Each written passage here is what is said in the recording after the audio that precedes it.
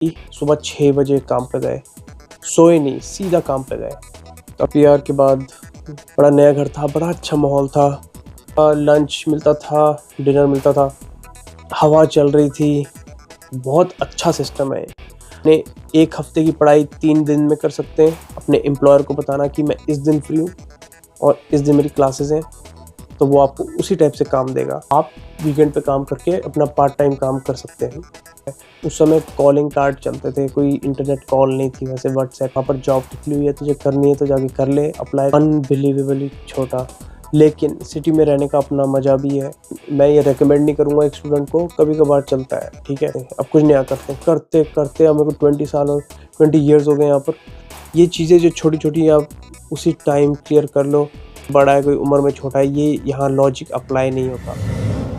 मैं 1 फरवरी 2006 में इंडिया से न्यूजीलैंड आया था स्टूडेंट वीज़ा पे। मेरा स्टे पहले से ही कंफर्म था, मेरा होम स्टे पहले से ही बुक था। तो मैं 2 महीने 8 वीक्स उस होम स्टे में रहा। एक साउथ इंडियन फैमिली थी, एक नया सा घर था उनका। मुझे एयरपोर्ट से कॉलेज का एक रिप्रेजेंटेटिव आया, उसने मुझे पिक किया और इन लोगों के यहाँ ड्रॉप किया। मुलाकात कराई, इंट्रोडक्शन कराई और फिर मुझे रूल समझाए घर के कि किस तरीके से यहाँ रहते हैं, थोड़ा सा कल्चर के बारे में बताया। जो ब्रेकफास्ट देते थे वो डिनर देते थे और मेरा एक प्राइवेट कमरा था जिसके साथ एक शेयरिंग बाथरूम था कमरे के बाहर। बड़ा नया घर था, बड़ा अच्छा माहौल था। और जैसे ही मैं न्यूजीलैंड एंटर किया, हवा चल रही थी और मौसम बड़ा अच्छा था, सनी था, ना सर्दी ना गर्मी। फिर मैंने नोटिस किया कि यहाँ हवा तो हर समय चलती है, हर समय हवा चल रही होती है यहाँ पर, चाहे सर्दी हो या गर्मी। सर्दियों में हवा थोड़ी ठंडी हो जाती है, गर्मियों में एकदम मस्त। और थोड़ी कभी कभी गर्म हवा भी चलती है, लेकिन मौसम बहुत अच्छा लगता है मुझे यहाँ का। सर्दियों में थोड़ी बारिश ज़्यादा होती है, तो मौसम का तो मैं आपको बाद में बताऊंगा। लेकिन मैं जहाँ था कि तो 2 महीने मेरा कंफर्म था, लंच मिलता था, डिनर मिलता था। तो नेक्स्ट डे जब मेरा आफ्टर 2 डेज मेरा कॉलेज शुरू था और फर्स्ट डे कॉलेज में ओरिएंटेशन था। तो पहले दिन तो आपको ओरिएंटेशन के लिए बताता है, जहाँ पर आपको सारा इंट्रोडक्शन दिया जाता है, कंट्री के बारे में समझाया जाता है, कल्चर्स दिखाए जाते हैं और वीडियोस भी दिखाए जाते हैं कि यहाँ सब कैसे होता है, यहाँ के लोग कैसे हैं। क्योंकि शायद इंडिया में इतनी ज़्यादा इन्फॉर्मेशन ना हो, बहुत रूट लेवल पे ना पता हो लोगों को वहाँ। जब मैं इंडिया से यहाँ आ रहा था तो मुझे सिर्फ क्रिकेट के बारे में ज़्यादा पता था कि यहाँ पर क्रिकेटर्स जो हैं वो हम देखते हैं, इंडिया के साथ खेलते हैं, उन्हीं के बारे में। जो उस समय क्रिस क्रेन्स बहुत फेमस था, तो उसकी वजह से न्यूजीलैंड एक अट्रैक्शन था मेरे लिए। तो वैसे बेसिकली यहाँ पर कौन कौन रहता है, यहाँ पर बहुत सारे देशों की अलग अलग एथनिसिटी रहती हैं। सबसे बड़ी एथनिसिटी यहाँ पर यूरोपियन है। यूरोपियन जो यूरोप से आए हैं और जिनकी जो वाइट पीपल होते हैं वो, उनको यहाँ कीवीज बुलाया जाता है। फिर मौरीज है जो यहाँ के नेटिव हैं, और फिर इंडियंस एंड चाइनीज, और फिर छोटे छोटे और माइनॉरिटी ग्रुप्स। तो फर्स्ट डे ओरिएंटेशन में सिखाया गया हम सबको, हम डिफरेंट डिफरेंट एथनिसिटी के थे, हम सबको बताया गया कि यहाँ का कल्चर कैसा है। पहले दिन सब कुछ आप याद नहीं रख सकते, धीरे धीरे आप सीखते हैं लोगों से बातें करते हुए। ओरिएंटेशन में बताया गया कि स्कूल कैंपस कितना बड़ा है, अलग अलग डिपार्टमेंट्स हैं, तो कैंपस बहुत बड़ा होता है यहाँ पर पॉलिटेक्स और यूनिवर्सिटीज़ का। और मैं बिजनेस डिपार्टमेंट का था। तो अम, उसके बाद हमें यहाँ का ट्रेडिशनल हाका डांस जो मौरीज करते हैं वो दिखाया गया। काफ़ी अमेजिंग चीज़ है, वो भी आपको देखना चाहिए, शायद इंटरनेट पे आपको देखने को मिल जाएगा। ये था मेरा ओरिएंटेशन, और उसमें मुझे क्लासेस चूज़ करनी थी कि मैं हफ्ते में कितने दिन और कितने घंटे वाली क्लास लेना चाहता हूँ। तो आप जैसे यहाँ पर आके चूज़ कर सकते हैं। फर्स्ट सेमेस्टर में क्लासेस थोड़ी कम होती हैं, तो आप अ, अपने 1 हफ्ते की पढ़ाई 3 दिन में कर सकते हैं, 4 दिन में कर सकते हैं, या कभी-कभी ऑप्शन बहुत हो तो शायद 2 दिन में भी, डिपेंड करता है कि आपके सब्जेक्ट्स क्या हैं। मैं 3 दिन में करता था, फिर नेक्स्ट सेमेस्टर में मैंने 4 दिन में करना शुरू कर दिया। तो आपको पूरे दिन तो कॉलेज रहना नहीं पड़ता, आपको उस क्लासेस के लिए जाना पड़ता है। जैसे मंडे को अगर आपकी क्लास है, तो एक क्लास सुबह 8 बजे शुरू होगी, फिर हो सकता है कि जो दूसरी क्लास है वो 1-2 घंटे के ब्रेक के बाद हो, या शायद एकदम ही बाद हो। तो 2 क्लास हो गई, तो आपके दिन के 2 घंटे क्लासेस में निकल गए और कुछ बीच का ब्रेक टाइम। उसके बाद अगले दिन 3 क्लासेस और थर्ड डे 4 क्लासेस, तो इस तरीके से आपका 1 सेमेस्टर निकल जाता है। फिर हर सेमेस्टर आप अपनी टाइमिंग्स और क्लासेस चूज़ कर सकते हैं, जो-जो अवेलेबिलिटी होती है। बहुत अच्छा सिस्टम है ये और अ, बहुत फ्लेक्सिबल है। तो आप अगर काम ढूँढ रहे हो तो ईज़ी हो जाता है ऐसे अपने एम्प्लॉयर को बताना कि मैं इस दिन फ्री हूँ और इस दिन मेरी क्लासेस हैं, तो वो आपको उसी टाइप से काम देगा। तो ज़्यादातर आपकी क्लासेस वीकेंड पे तो होगी नहीं, तो वीकेंड पे आपको काम, वीकेंड सैटरडे संडे आपको काम मिलने के बहुत अच्छे चांस रहते हैं। और वीकेंड पे ही लोग स्टाफ ज़्यादा ढूँढते हैं, क्योंकि जो यहाँ के लोकल लोग हैं वो वीकडेज़ पे काम करते हैं और वीकेंड्स पे छुट्टी मनाते हैं। तो आप वीकेंड पे काम करके अपना पार्ट टाइम काम कर सकते हैं।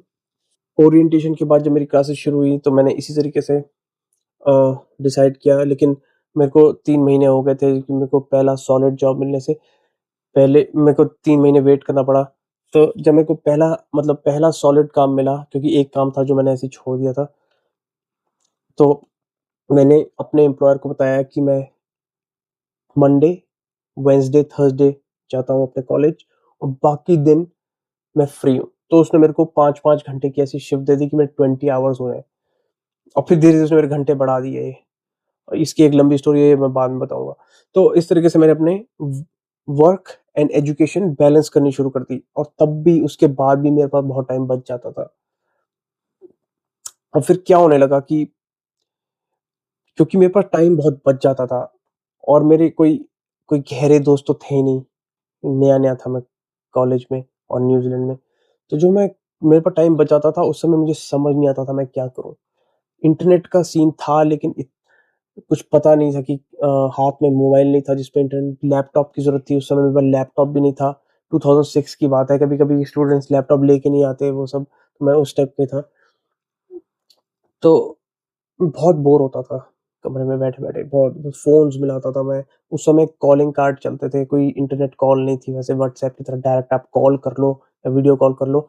स्काइप था, लेकिन कनेक्शन का सीन ये था कि आप यहाँ से कॉल करोगे, इंडिया में कनेक्शन अच्छा नहीं होगा, तो वीडियो कॉल तो बहुत ही बेकार होता था।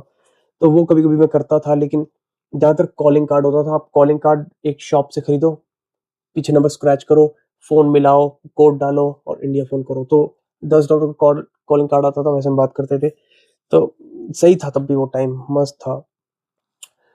तो बहुत बोर होने लगा, फिर फाइनली मेरे फ्रेंड बने, उनके साथ मैंने हैंग आउट शुरू किया और फिर क्योंकि वो यहाँ 5 साल से थे, तो उन्होंने थोड़ा यहाँ का कल्चर में अडॉप्ट हो गए थे। पार्टी करते थे थोड़ा बहुत वो और ड्रिंकिंग-विंकिंग, तो मैं भी उनके साथ था और वो मेरे को अपने भाई की तरह रखते थे। तो इस तरीके से धीरे-धीरे दोस्त नेटवर्क बढ़ने लगा। फिर नेटवर्क बढ़ने से क्या हुआ,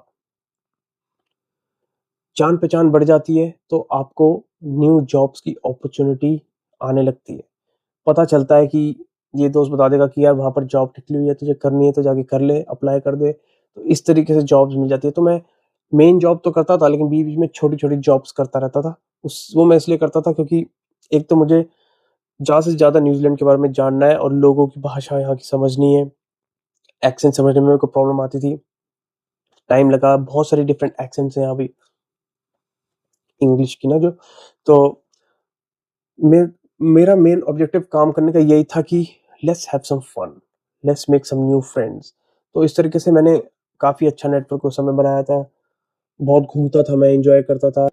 सिटी लाइफ़ भी बहुत अच्छी है यहाँ पर। अगर तुम लोगों को अगर यहाँ पर आकर सिटी में रहना है, तो अपार्टमेंट है यहाँ पर, छोटे साइज़ है बहुत।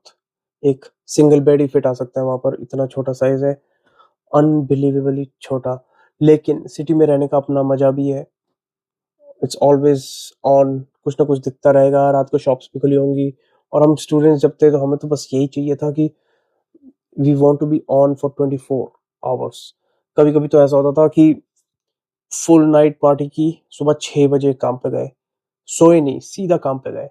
और कभी-कभी अपने क्लब से बाहर निकलते थे तो वॉव! दिन हो गया। तो ऐसा होता था, लेकिन मैं ये रिकमेंड नहीं करूँगा एक स्टूडेंट को, कभी-कभार चलता है, ठीक है? तो ऐसे 3 साल फिर निकले वर्क परमिट, फिर मैंने अपनी जॉब से पीआर लगाया और मेरा पीआर हो गया। फिर पीआर के बाद जॉब्स मैं बदलता रहा, इस दौरान बदलता रहा। मैं इसलिए बदलता रहा क्योंकि मेरे को बस 2 साल बाद मेरे को लगता था कि हो गया, अब कुछ नया सीखते हैं, अब कुछ नया करते हैं, अब कुछ नया करते हैं। करते-करते अब मेरे को 20 ईयर्स हो गए यहाँ पर। मैंने फिर अपना एक बिज़नेस शुरू किया, उसको खत्म किया, फिर एक और किया, फिर उसके बाद अभी मेरा 3rd बिज़नेस है। ये मैं चला रहा हूँ ऑनलाइन, ये चल रहा है, इसको धीरे-धीरे मैंने ऑटोमेशन पे डाल दिया है। मेरे को सिर्फ़ बहुत कम आवर्स 1 वीक में स्पेंड करने होते हैं उसके ऊपर, और उसके साथ मैंने एक रेगुलर जॉब रखा हुआ है। तो और ये मैं सोशल मीडिया ये सब भी करता हूँ क्योंकि आई लव दिस। तो बेसिकली जब आप यहाँ पर आओगे एज़ अ स्टूडेंट, तो आपको 2-3 चीज़ों का ख़्याल रखना है बस। आप जिस घर में मूव इन होंगे, अपने सवाल सारे क्लियर कर लो कि हाँ भाई, घर में कितने लोग रहते हैं, आपका रूम प्राइवेट है कि शेयरिंग, और फिर घर के कितने मंथली एक्सपेंस आते हैं, बिल शेयर करते हैं वो, आपस में डिवाइड करते हो ईज़ी से, और पर वीक आपका रेंट जाता है। ये चीज़ें जो छोटी-छोटी आप उसी टाइम क्लियर कर लो। यहाँ पर कोई ऐसा नहीं होता, कोई जूनियर है, कोई सीनियर है, कोई उम्र में बड़ा है, कोई उम्र में छोटा है, ये यहाँ लॉजिक अप्लाई नहीं होता। यहाँ पर सब बराबर है।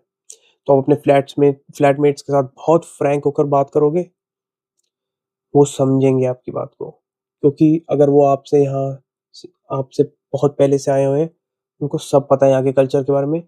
यहाँ कोई कनिंगनेस नहीं है, लोग इनोसेंट हैं और मुँह पे डायरेक्ट सच ही बोलते हैं। कुछ कनिंग लोग आपको ज़रूर मिल जाएँगे, लेकिन जनरल तौर पे यहाँ पर ऐसा नहीं चलता। यहाँ स्कैम्स ज़्यादा नहीं चलते। मैंने खुद कभी फेस नहीं किया। मैंने सिर्फ़ ऑनलाइन स्कैम फेस किया है, जो यूरोप और इंडिया से होते हैं और अफ्रीका से होते हैं। यहाँ लोकल स्कैम्स नहीं होते, और लोग क्लियरली बता देते हैं, और आप ना कह सकते हो, कोई माइंड नहीं करेगा, क्योंकि इंडिया में एक ये कल्चर है कि ना नहीं बोला जाता। चुप हो जाते हैं या कुछ बोल दो ना यहाँ पर। उसको एक सैटिस्फैक्शन मिल जाती है कि ना कर दी है, लटका के नहीं रखा हुआ। तो ये चीज़ मैंने यहाँ की सीखी है। जब मैं 18 साल का था, तो मुझे थोड़ी बहुत इंडियन आदतें पड़ी हुई थी। यहाँ के मैंने सीखा है कि ये सब करने की कोई ज़रूरत नहीं है, लोग माइंड नहीं करते। तो आप अपने फ्लैटमेट्स के साथ बना के इसलिए रख पाओगे कि आप एक म्यूचुअल अंडरस्टैंडिंग है, और ना भी कह रहे हो कि हाँ, ये नहीं। ऐसा हो जाता है कि ना नहीं कह पा रहे हो, उसके बाद किया भी नहीं, तो फिर मिसअंडरस्टैंडिंग पैदा हो जाती है। एक ये चीज़ है यहाँ के कल्चर में। तो आप यहाँ आओ, अच्छे फ्लैटमेट्स के साथ रहो, अच्छा खाना खाओ। यहाँ का खाना जो है बहुत साफ-सुथरा है। मतलब यहाँ कोई एडल्टरेशन नहीं है, किसी चीज़ में नहीं है। अगर आपको कभी किसी चीज़ में मिल भी गई, तो वहाँ वो अपना ही इंडिया का ही कोई बंदा होगा जो गलत काम कर रहा होगा। लेकिन यहाँ का आप आके फ्रेश चीज़ें खाओ। अगर आप नॉन वेजिटेरियन हो, यहाँ का मीट बहुत फ्रेश है। बुचरी से आप डायरेक्ट खरीद सकते हो। मैं नॉन वेजिटेरियन नहीं हूँ। मैं अपनी वेजिटेबल्स वेजी शॉप से लेता हूँ यहाँ पर। यहाँ पर सुपरमार्केट्स होती हैं और वेजी शॉप होती है। वेजी शॉप में आपको सारी टाइप की सब्जियाँ मिल जाएँगी, फ्रूट्स मिल जाएँगे, और आपको बहुत चीप भी मिलेगा। सुपरमार्केट में चीप होता है, लेकिन सब चीज़ें एक टाइप से चीप होती हैं, लेकिन जो वेजिटेबल्स होती हैं वो वेजी शॉप के लिए में ही चीप मिलती हैं, क्योंकि वो डेडिकेटेड है सिर्फ़ वेजीज़ के लिए। तो आप जब शॉपिंग करने भी जाओ, जैसे आप सुपरमार्केट गए, वहाँ कोई स्टाफ चल रहा है, उससे आप बोल सकते हो बहुत पोलाइटली कि यहाँ कोई वैकेंसी है? मैं जॉब ढूँढ रहा हूँ। वो समझते हैं, और वो आपकी हेल्प करना चाहते हैं। क्योंकि वहाँ पर क्या होता है, वैसे लोग छोड़ के जाते रहते हैं, तो अगर आप सही टाइम पे पहुँच गए और आपने बोल दिया कि मुझे जॉब की ज़रूरत है, आपको अगले दिन भी हायर कर सकते हैं, वो उसी टाइम भी हायर कर सकते हैं कि भाई कल से शुरू कर दे। ऐसा हो जाता है, क्योंकि जब कोई जॉब छोड़ के जाता है, मैनेजर फिर एक नया स्टाफ ढूँढ रहा होता है, उसको 10 जगह बात करनी पड़ती है, लेकिन अगर उसके सामने कोई आके अचानक खड़ा हो जाए, तो उसको उसी समय हायर कर लेता है वो।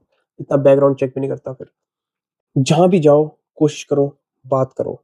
आप पहले अप्रोच करो। यहाँ पर लोग थोड़े शाय रहते हैं, रिज़र्व्ड रहते हैं, धीरे बोलते हैं, बहुत धीरे बोलते हैं। जैसे आप पब्लिक में बात कर रहे हो, धीरे बात कर रहे हैं, किसी और के बंदे के कान तक ना पहुँचे, इसलिए क्योंकि वो पोलाइट है, कि किसी और का पीस डिस्टर्ब ना हो। तो आप कहीं भी जाओ, अप्रोच करो आप पहले फर्स्ट। उनको अगर लगेगा कि आप फ्रेंडली हो, तो ये लोग आपसे भी ज़्यादा फ्रेंडली हैं। इनका नेचर ही बहुत फ्रेंडली है, बस पहले किसी को स्टेप लेना पड़ता है। वो अगर आप होगे तो सबके लिए अच्छा है। मैं तो यही करता था। अप्रोच करके बहुत जल्दी फ्रेंड्स बन जाते हैं मेरे यहाँ पर। वही है, शादी के बाद फ्रेंडशिप कम हो जाती है थोड़ी। तो ये था कुछ कुछ पहले महीने